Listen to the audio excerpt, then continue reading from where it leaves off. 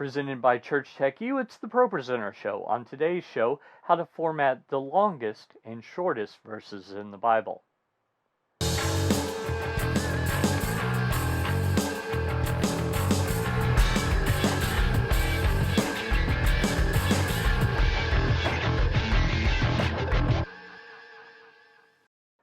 Hi, and welcome again to the Pro Presenter Show. This is the show where I help you learn about Pro Presenter. My name's Paul Alan Clifford.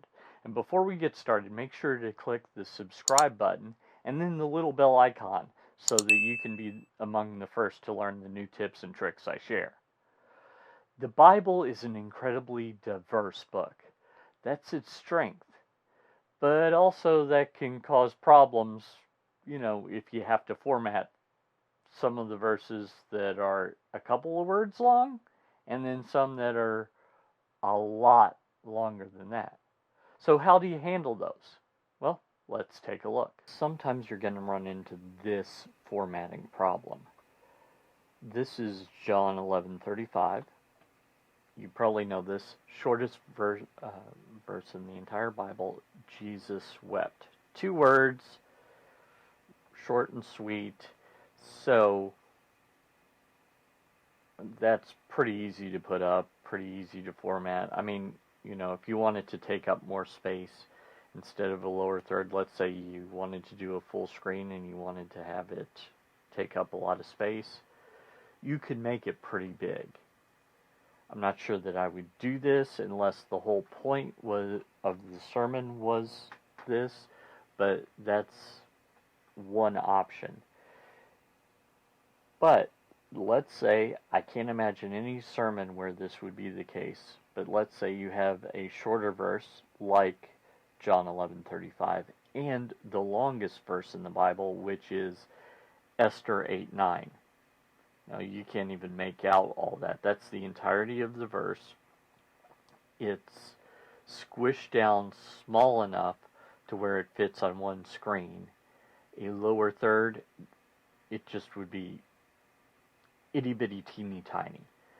But let's say for some reason your pastor wanted to show both of these. Maybe the sermon is about the diversity of Scripture and how John used 2 words and the writer of Esther wrote a bunch.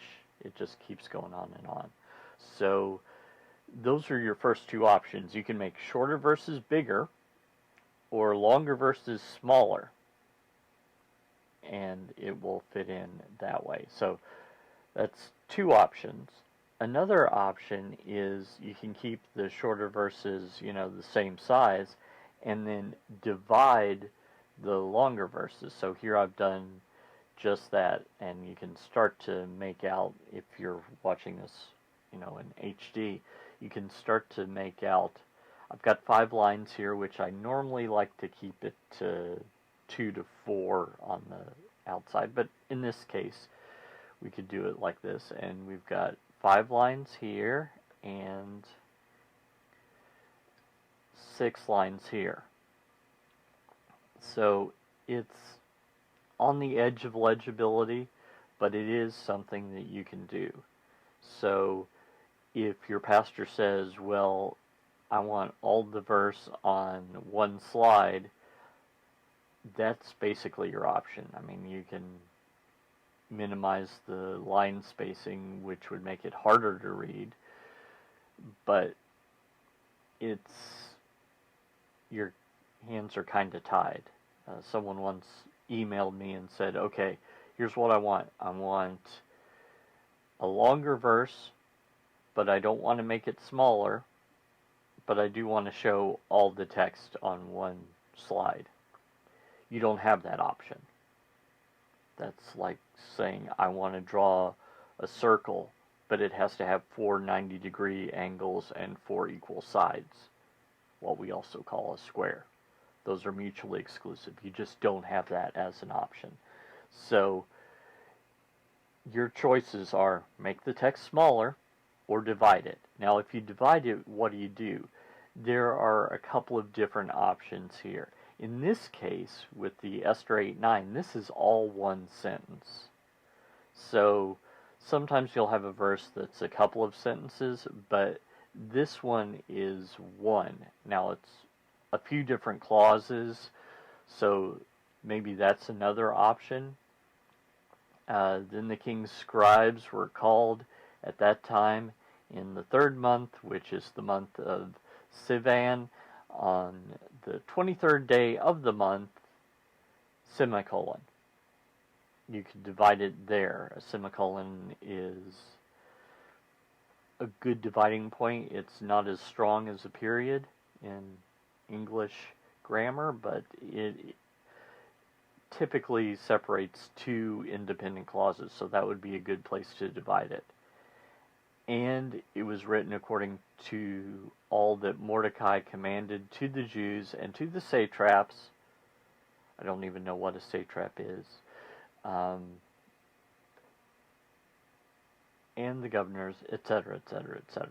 So you'll notice I divided it here at the comma. That's another good choice, is to divide it at commas.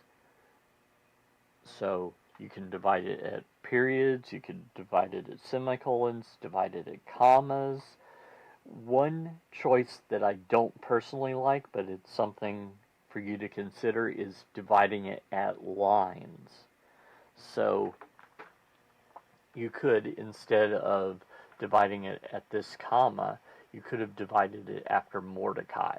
That would have given you 4 lines. Maybe you split this verse into 3 slides, and that would have been more legible, except Mordecai commanded. Those 2 are going to come together pretty quickly. So it's going to be more difficult to follow along with the slides than if you do the short pause after the comma. So those are your 3 options. Make the short verses larger, make the long verses smaller, divide at line breaks, divide at sentences, clauses, punctuation, or just don't worry about it. So that's all the possibilities, and you should probably, before you run into this on a Sunday morning or a Saturday, or right before your service starts and you don't know what to do, have a plan to deal with this so that you can know what to do in this situation and deal with it then. So that's something that I would have ready to go. I'd have templates ready to go for longer verses, shorter verses. You could kind of divide the 2, make the shorter verse a little larger and the longer verse a little smaller, and still divide it and just see how it goes from there. So those are your choices when it comes to formatting the longest verse in the Bible. Longest verse, this one, Esther 8:9, and the shortest, John 11:35. So whether the verse is John 11:35 or Esther 8:9, now you have some strategies to try in your church. If you like this content, don't forget to like, subscribe, and share. But if you really want to level up your ProPresenter knowledge, don't forget that you can enroll in any of my ProPresenter mini courses for free. Just go to tdm.fyi/tutorialsmini, MINI. Until next time, this is Paul Alan Clifford from TrinityDigitalMedia.com and ChurchTechU.com, reminding you to go out and change eternity.